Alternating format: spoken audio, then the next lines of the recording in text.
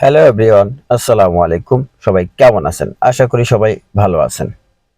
বন্ধুরা, আজকে আপনাদেরকে সেই শৈশবের কিছু স্মৃতি এই ভিডিওর মাধ্যমে দেখানোর চেষ্টা করব।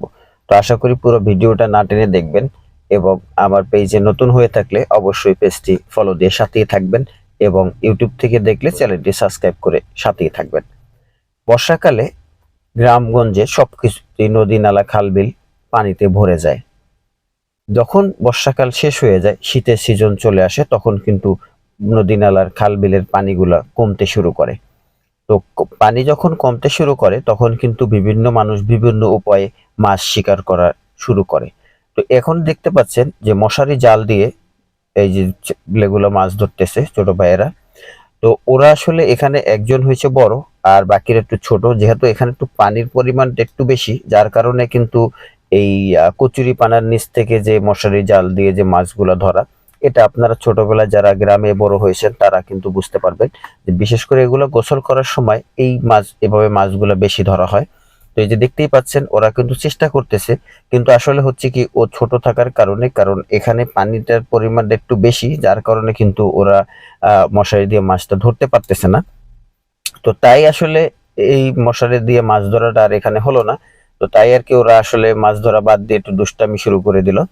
তো দেখতেই পাচ্ছেন আসলে এই মজাটা শৈশবের যখন সময়টা পার হয়ে যায় তখন কিন্তু আর পাওয়াই যায় না।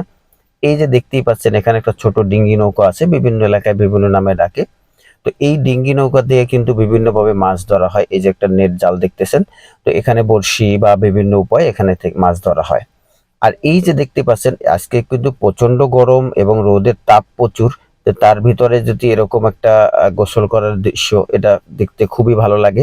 তার ভিতরে হয়েছে এই যে এখন দেখতেছেন যে পাইপ দিয়ে যে বালু নিচ্ছে, এখানে যে বড় বড় যে বাঁশগুলা দেয়া আছে, এই বাঁশের গোড়াতে কিন্তু প্রচুর পরিমাণে মাছ থাকে, যেমন বাইলা মাছ থাকে, শিং মাছ, পুঁটি মাছ, বিভিন্ন ধরনের মাছ থাকে। তো ওরা কিন্তু এখানে পানিটা একটু কম, যার কারণে ও এখানে চেষ্টা করতেছিল যে যাতে মাছ ধরার। এই যে একটা মনে হয় মাছ ধরে ফেলছে অলরেডি শিং মাছ, কিন্তু পানির নিচ থেকে শিং মাছ ধরাটা খুবই টাফ। তারপরে কিন্তু ও চেষ্টা করছে যথেষ্ট সুন্দর, তাই একটা ধরছে। তো আমি আপনাদেরকে দেখাবো লাস্টে যে কতগুলা মাছ ধরলো। তো এখানে কিন্তু প্রচুর পরিমাণে মাছ পাওয়া যায় যেহেতু এখন পানি কমতে শুরু করছে। এর আগে আপনাদেরকে এই যে দেখতেই পাচ্ছেন আমরা এখানে শিং মাছ, বাইলা মাছ, বাইং মাছ কয়েকটা মাছ পেয়েছে, তো বেশি আকারে না যদিও।